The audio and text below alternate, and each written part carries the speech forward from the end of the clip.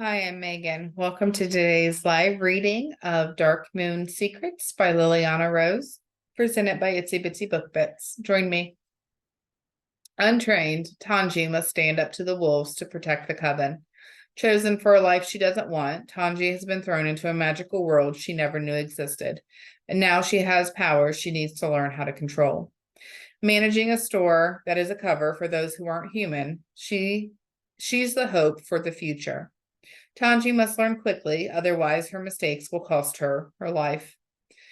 Alaric has an immediate attraction to Tanjie, even though she is a witch, and the pack is going to attack the coven.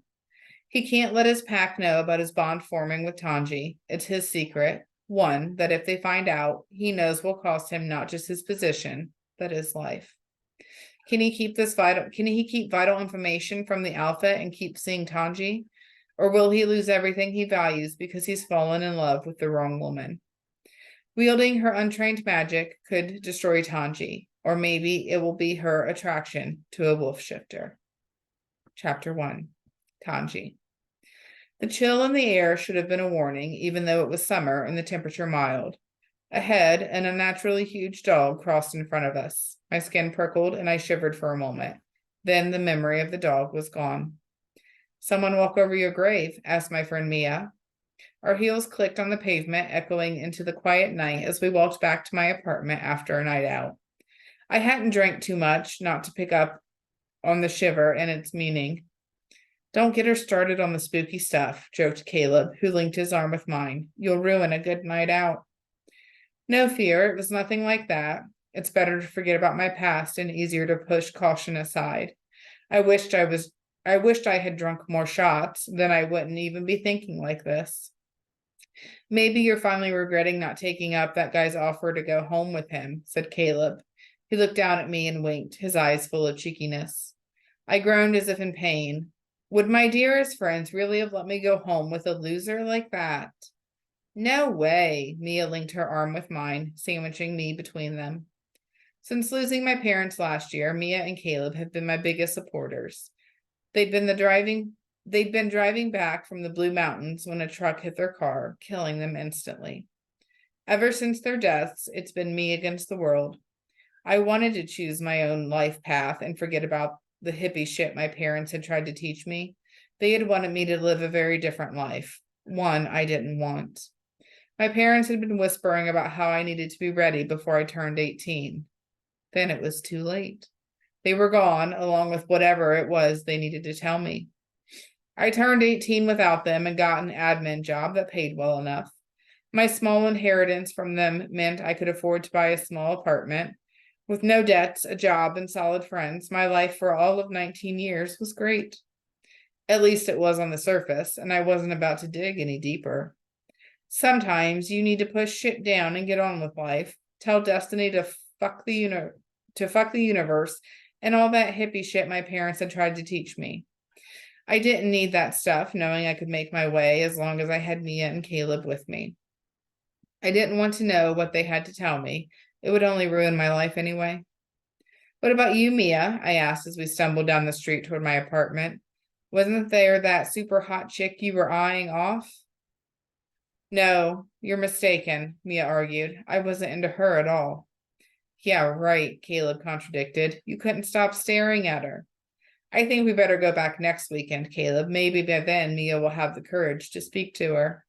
She might not be there, Mia answered, making sure she looked straight ahead and didn't make eye contact with Caleb or me. She might be there, Caleb teased. Let's have a vote about going back there next weekend. Good idea, I agreed. Raise your hand if you want to go again next weekend. Caleb unlinked his arm with mine and raised it. Mia turned to me, wrestling to stop me from raising my hands. We burst out laughing, which made it hard for either of us to gain the upper hand. After much struggling, I managed to get my arm in the air. We're going next weekend, I shouted with joy. Not with me, you're not. Mia pretended to be a grump about our decision. Come on, you two, Caleb called as he walked on ahead. No need to vote. We're going there next Saturday anyway.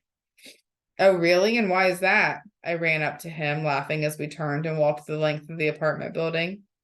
I instinctively noticed the lights in the windows to see who was awake on the ground level.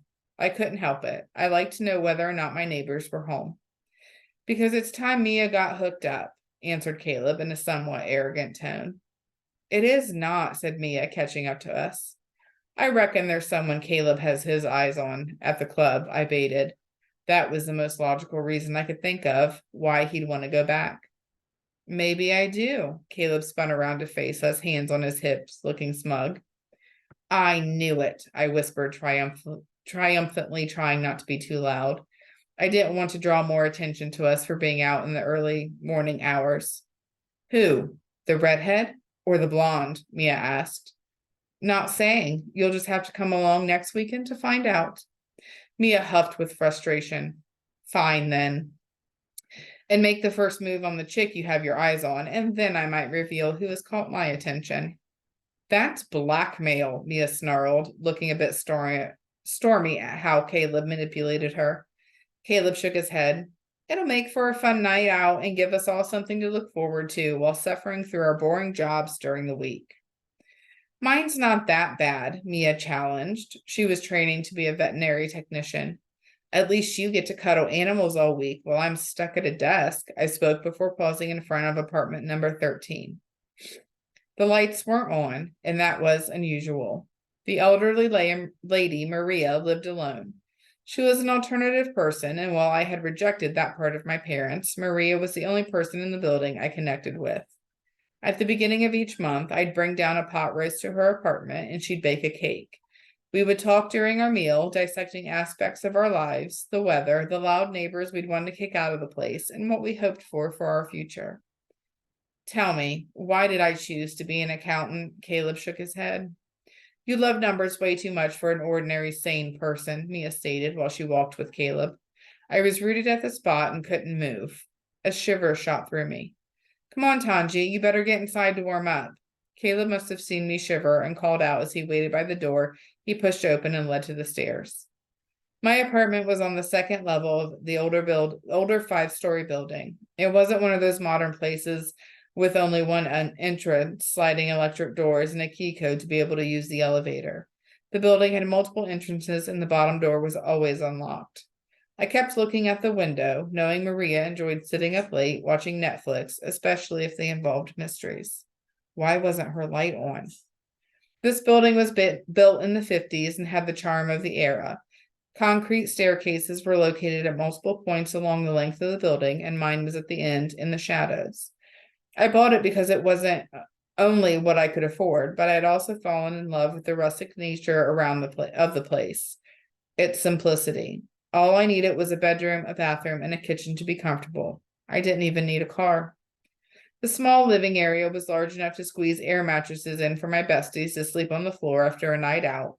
They still lived at home and preferred not to disturb their households by stumbling in late. That was how much I'd grown up in the last year or so after losing my parents. I was the only one of us out on their own.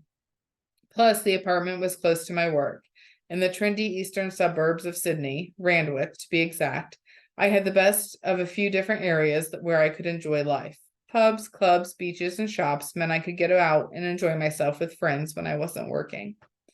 Maria was a friend too, even though when she started talking too much new age stuff, I'd call on into our chats and leave. It reminded me of my parents too much and what I didn't want to know. One time, she even pulled out a pack of tarot cards. There had been something she wanted to tell me, but I had refused to hear her out. My gut twisted uncomfortably, thinking how I fobbed her off over the last few months. Why hadn't I wanted to listen to her? The chance of ever knowing seemed to slip away from me in a way I couldn't explain. An emptiness grew inside me, reminding me how I felt when I found out my parents were dead. I rushed to the window and peered inside, cupping my hands to try and block out the beams from the safety lights systematically placed in the small garden that lined the path to the building. It was dark inside and I couldn't see a thing, which was odd. Why wasn't she watching her favorite television shows? Something had to have happened. Tanjie, I didn't know you were into spying on your neighbors, Caleb called out. Shh, everyone can hear you, Mia hissed. Tanjie, come on, let's get up to your apartment and then you can tell us what's bugging you.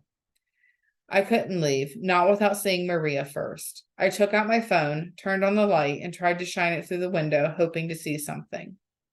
Maybe Maria had fallen asleep and the television had shut off on a timer, but that didn't explain the room's light not being on. I didn't take you as a peeping Tom type, Caleb spoke close to my ear. I think something's happened to Maria. I glanced at him. The old duck you keep chatting to that you've told us about? Nah, I'm sure she's gone to bed early. My skin tingled. There was that warning again. Are you getting sick or something? You keep shivering. Caleb draped his arm around me, but the warmth of his body close to mine did nothing to stop my skin from prickling. Here, I'll help. Caleb switched on his phone's light and shone it into Maria's apartment. That's why I loved these guys. They were there for me even when I wasn't making sense and doing odd things like peering through a window with concern because the light wasn't on. Caleb angled his phone, and suddenly I saw what I hoped I wouldn't. Maria lay unmoving, face down on the floor.